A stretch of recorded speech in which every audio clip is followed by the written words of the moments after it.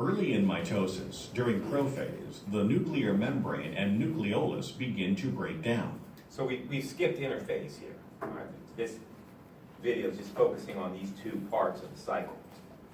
As prophase continues, the DNA condenses to form chromosomes, while the mitotic spindle, made of proteins called microtubules, begins to form and attaches to the kinetochores on each chromosome. During metaphase, the chromosomes are moved to the central plate of the cell by the spindle microtubules. In anaphase, the microtubules attached to the kinetochores of each chromosome shorten, drawing the chromatids of each chromosome to opposite ends of the cell, while the unattached microtubules elongate, stretching the cell. During telophase, the chromatids, now called chromosomes, reach the poles of the cell as the unattached microtubules continue to elongate.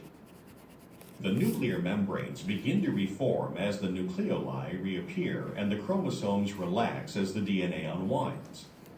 Telophase is followed by cytokinesis, or division of the cytoplasm. In animal cells, a cleavage furrow forms at the center on either side of the cell, pinching through until the original cell is divided into two daughter cells. In plant cells, cytokinesis is different due to the presence of a rigid cell wall. Okay, what can I say? They mentioned kinetochore there. Kinetochore is just a protein that holds the two chromatids together, kind of a mass of protein. Nothing you have to worry about. So, like I say, excuse me, get out there, find these things. So, what's next? Well, we've talked about what's next already. Once we pass through the mitotic portion of the cycle, we go back into interphase, like this clock we talked about. Round and round and round she goes. That's pretty much the cycle. That's pretty much the process. So if you think about it, in the time it's taken us to plow through this material here, had a lot of cell division take place. And that will continue tonight, will continue hopefully tomorrow, and for the rest of your, hopefully, good long life. Okay, let's make a couple comments about cancer. And I'm not a cancer biologist, of course, and I don't pretend to know a lot about this topic, but something we all should be thinking about, aware of. When you're young, you don't think about such things too much, but when you get to be my age, of course, you want to pay attention. You always want to pay attention, regardless of your age. But what cancer is cells that have really lost their ability to regulate themselves in the way they should. And this regulatory activity can be many things. It's not a cookie cutter type of regulatory activity so that you can pigeonhole every cancer. I'm not being very clear. Cells have regulatory activities that tell them what to do. A lot of this is hormonally controlled, can be controlled other ways, but tells the cell divide, tells the cell not to divide, tells the cell ultimately in some cases to die. You're through your life cycle. Time to die and be replaced. Now, cells that become cancerous, for some reason, do not respond to these regulatory mechanisms. They may continue to divide. Unregulated. It's like a clock it's like a clock that's spinning too fast. Say, wait a minute, there's only, an hour's passed and this clock has already moved 4 hours. Something's not right with this clock. So in a similar sense, that's what happens with cancerous cells, some cancerous situations. These regulators are ignored. And what turns these cells on? What makes these cells act this way? Well, that's the million-dollar question for many cancers. Why? And it's not a simple answer. It's not a one answer explains all types of cancers. It could be exposure to certain chemicals over your lifetime, or perhaps for a brief period of time in your life. Could be exposure to sunlight, too much sunlight. Could be exposure to other types of toxic chemicals. Maybe in the workplace. I worked in college, I worked in a plastics factory for a number of years while I was plowing through college part-time.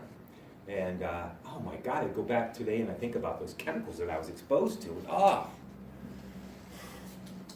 Stuff, known carcinogens. Carcinogenic means it can cause cancer. And I think, oh my God.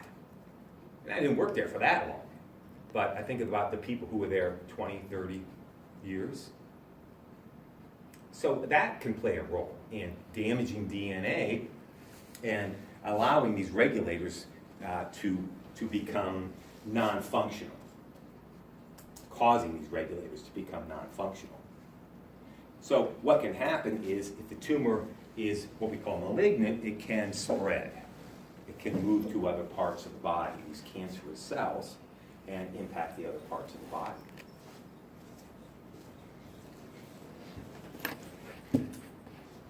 So what you ultimately get, at some point, you have a normal cell that is impacted by these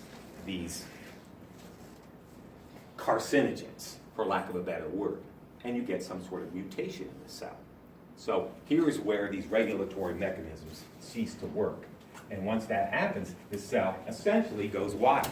It's that clock that keeps spinning way too fast. And over time, what happens is you have a cancerous situation, a mass of cells that are not behaving the way they should. They won't die. They won't divide in a normal fashion. So standard treatments for cancers have been one of two ways. And a lot of new treatments are coming on, are being used today. But standard treatment has been one, radiation, still used. And the idea here is the radiation will damage the cell's DNA, the cancerous cell's DNA, and disrupt division.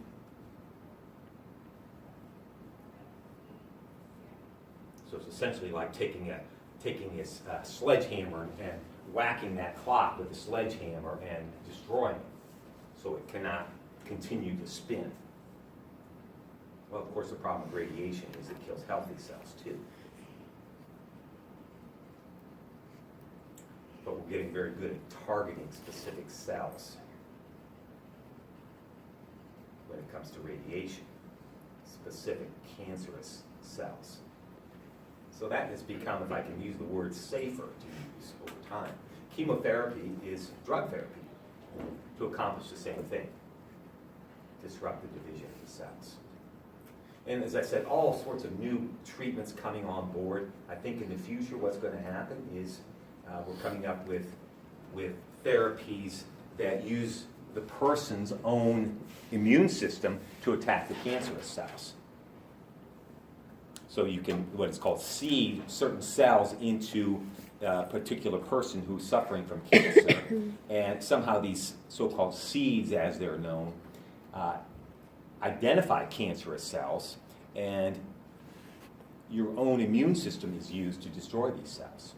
I think that's coming. I think that's going to be the way that many cancers are treated in the future. And they'll probably look back and say, God, radiation, man, that was bad news. Why they, in the future. It's the best we have right now, but I think this individualized type of treatment, individual by individual, I think that's coming. So prevention, something we all should think about. Statistics say, and don't write down the 30%. It's depending on whose numbers you're citing. Some people say, well, it's more like 20, 25%. Some people, some sources you use say, well, more like 40%. I think that's exaggerated. So I kind of picked the midterm range here. But the bottom line is, a certain percentage of us in this room will develop cancer in our lifetimes.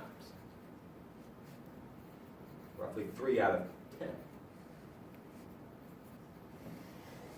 little sobery. But cancer diagnosis isn't what a cancer diagnosis used to be. 30 years ago, 40 years ago, it was, oh God, this is the end of me. But not so much anymore for many forms of cancer. We're getting better treatments, better diagnosis, better prevention, early diagnosis. So death rates from cancer have gone down for many cancers across the board.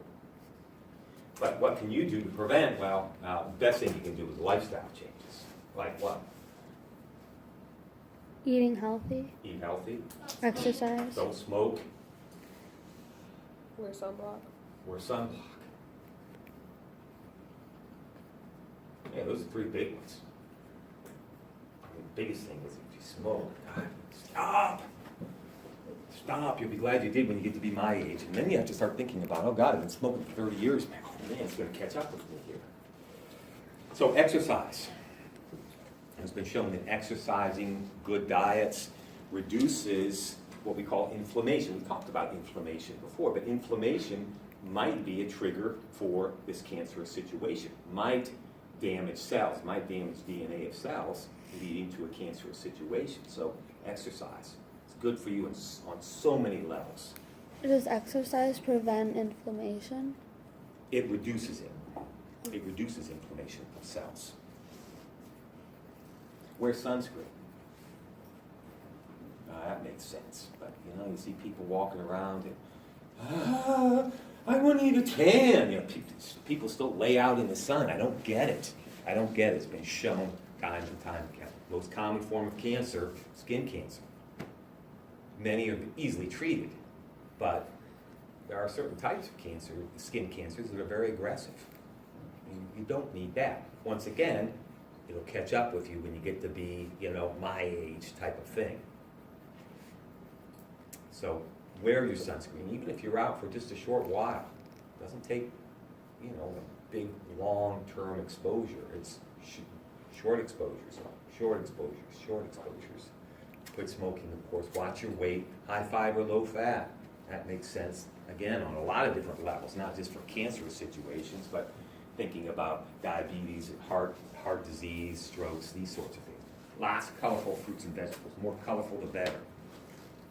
Again, these have a lot of antioxidant compounds in them, molecules that can help prevent cellular damage. So load up on those. Blueberries and raspberries and blackberries and what else? Spinach. Very colorful stuff. Reduce your red meat consumption. Again, that's on so many levels. I hate to keep using that word, on so many levels. Red meat, not good for you. Regular checkups, screenings, of course. For the women in here, make sure you have mammograms when you reach that age where they start recommending, I don't know what it is these days. It's like 35. 50? Is it 35? I don't know. That's what I was told, but Yeah, it well- might be because it runs in my family. Yeah, if it runs in your I don't family, know if yeah. that's the normal age. Yeah, you want to be on top of things. Guys, when you get to be my age, watch your prostate. You should be watching your testicles right now. Not watching them, you should be feeling them up right now. I don't mean to be explicit or graphic, but it is what it is. Do a testicular self-exam. Young guys, testicular cancer impacts younger guys. I had a friend who died from testicular cancer. He was in his 20s. He was in his 20s. So, yeah, feel for any abnormalities. Read about it online. Pay attention. It's on you. It's on you to do it. Nobody else is going to do it for you. Self-exams. So make sure you do those self-exams. Women, I don't know if they recommend breast self-exams anymore, but do it. Why not? Like I said, no one can do it but you. So you got to pay attention to this stuff. And give. You may not be in a position to give right now. Someday you will be, because you all have those goals. You're going to be someplace someday. Throw some money towards cancer research. A lot of good organizations out there that do the work. And, one of the main ways we're going to find cures and new treatments is the money's available. A lot of that money from the government is drying up. So it's gonna have to come from people like us, small donations, or larger if you can do it, to fund research into this. And a lot of people have the sense, well, we really do have a cure for cancer, they know that, but they're just sitting on it. It's a bunch of malarkey. It's nonsense. So don't fall into that trap that it's a big conspiracy. The government wants to keep our numbers down. It's nonsense. But a lot of people believe that. That we're sitting on, somebody somewhere, I don't know where, is sitting on a cure for cancer. They really have it.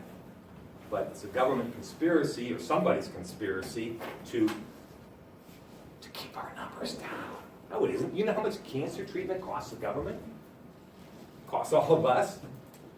Billions and billions, hundreds of billions of dollars costs us. So it's in the government's best interest not to see people die, but to see people treated for it. And prevention. So nobody's saying this. Don't fall into the, you read the internet, you read on the internet and all these conspiracy theorists out there that they're insane. It's a form of insanity. Don't believe that. If somebody has a cure for cancer, they're bringing it out. Why? Why? So they can make money off of it? Well, yeah, but you're gonna make, if you're working for a drug company or something, yeah, sure, there's a lot of money to be made.